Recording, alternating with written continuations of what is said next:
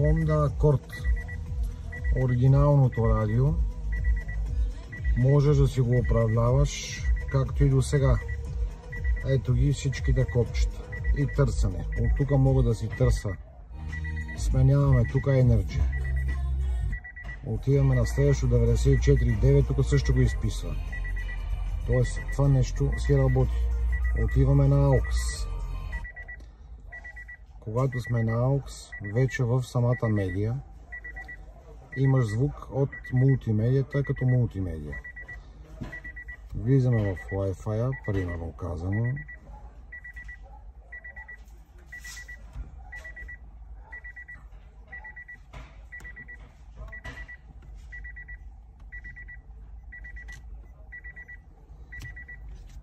Конектваме се.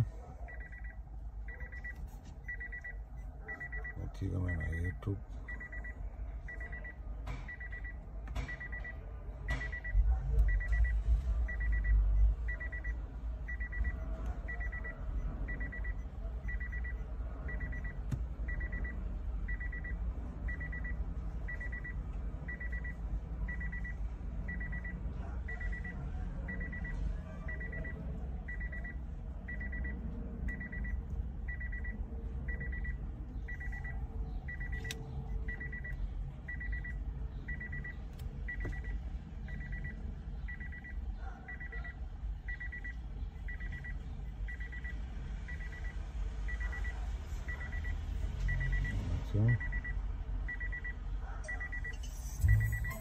Звука си върви.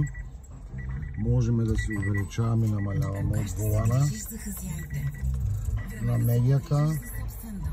Можем да сменяваме клипчета напред-назад, да сорсваме от волана. Всичко си работи безупречно. Превръзваме задната камера, оригиналната.